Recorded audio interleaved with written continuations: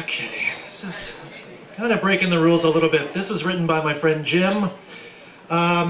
It's about a road trip that we took back in the summer of '94 to Galveston, but he just recently sent me the actual story, so.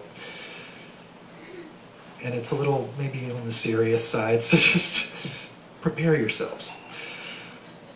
At the tail end of an infernal summer, during which we both had undertaken a seemingly endless and farcical task in that jungle of a city, the Worm, not his real name, and I chose to make a clean break of it all, if only for a day, and follow the asphalt out of town until Land's End, in the naive hope that an intake of iodine with an unhindered view from cusp of the literal might realign us with the better angles of our nature.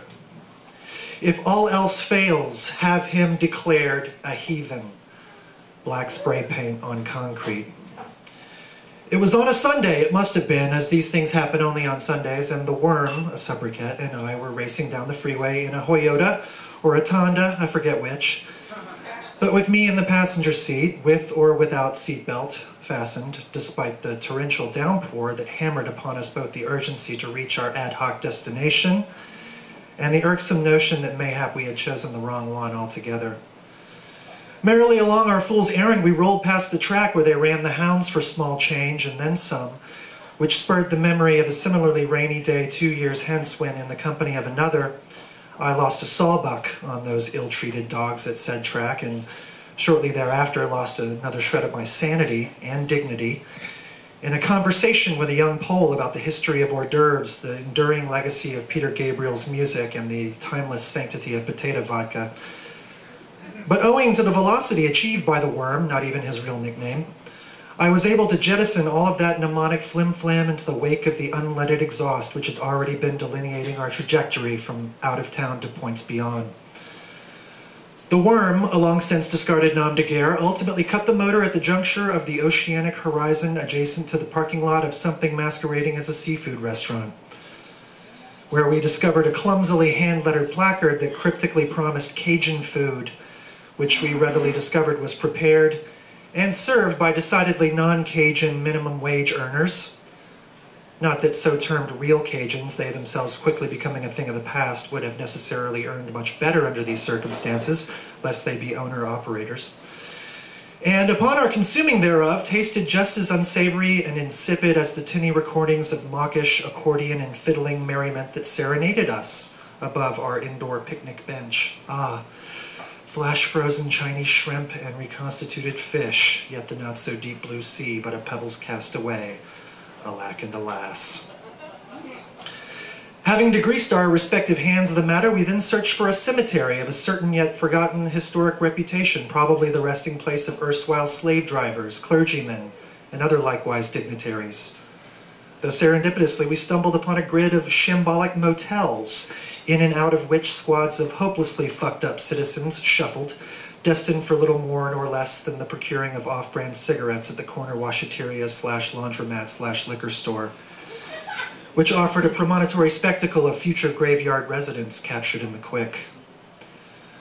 Restlessness compelled us to cross to the other side, the Peninsula being a brief ferry's ride yonder. We reckoned we'd seen all there was to see on this shore, and in hindsight, we were correct in that reckoning. On our way to the ferry terminal, we conducted yet another pointless thought experiment, which involved a defendant facing the charge of feeding Alka-Seltzer to a seagull.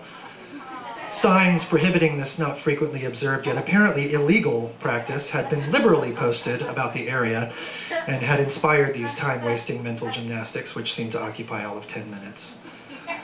Well, it's not a pretty sight, said the Worm, now operating under a different alias. But do they actually explode? I insisted. No, but it's not a pretty sight, he's ultimately concluded definitively. We arrived at the other landmass just as the glaucous sky finally cleared, heralding the late arrival of the sun. The humidity had not abated and would not, nor will it ever in this Mesozoic zone. What brought us over here? The desultory investigation of a coastal battery, all cannon long since gone and melted down and repurposed perhaps? It is doubtful that subsequent hurricanes have managed to eradicate the captivating messages emblazoned on the ramifications. transmitted to us from the past by adolescent glue heads with aerosol cans. The revolting cocks have come to make the world a better place for you and your hog bitch girlfriend. Black spray paint on concrete.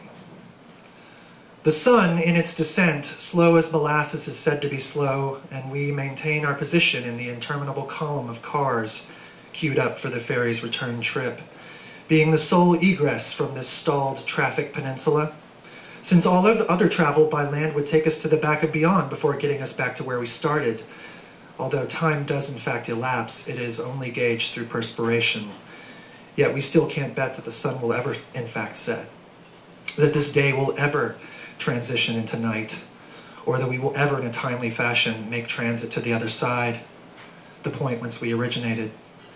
And then, as if it were only a sweaty wrinkle in time, exclamation point, we find ourselves back on the ferry's car deck, where I indulge in brief reverie of tramp steamers and ancient lighthouses, and of past sojourns to volcanic atolls where I have once indeed lived, but of which experience I've only mimed in dumb show before the dimmed eyes of half-interested onlookers. We finally made safe passage to our city of disparate jungles at full twilight, after having accomplished naught for the day. Then again, we didn't make much of anything afterwards anyhow. I am the question that cannot be answered. Black spray paint on concrete.